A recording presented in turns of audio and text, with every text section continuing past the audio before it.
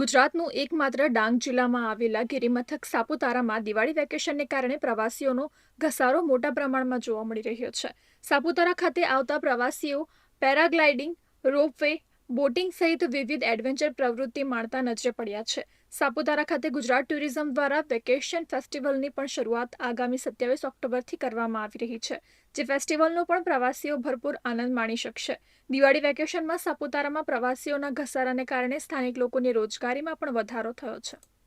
વડોદરાથી અમે સાપુતારા ફરવા આવ્યા છે અને અહીંયા ઝીપલાઇન, પેરાગ્લાઇડિંગ, હોર્સ રાઇડિંગ, બીજી ઘણી બધી એક્ટિવિટીઝ છે જે ફન આપે છે અને દિવાળી વેકેશનમાં અહીંયા ટાઈમ સ્પેન્ડ કરવા જરૂરથી આવવું જોઈએ અને અહીંયાનો એટમોસ્ફિયર ખૂબ જ સરસ છે અને પેરાગ્લાઇડિંગ ઇટ્સ વેરી અમેઝિંગ. તો એકવાર ટ્રાય કરવું જરૂરી છે. બારડોલીથી આવ્યો છું અને હું એટલું જ કહીશ, સાપુતારામાં તમને એટલી મજા આવશે અને અહીં બોટોમાં પણ તમને તરી શકો અને એડવેન્ચરમાં એટલી મજા આવશે અને દિવાળીના વેકેશનમાં કશે આવો કે નહીં આવો, પર સાપુતારા જરૂરથી આવજો.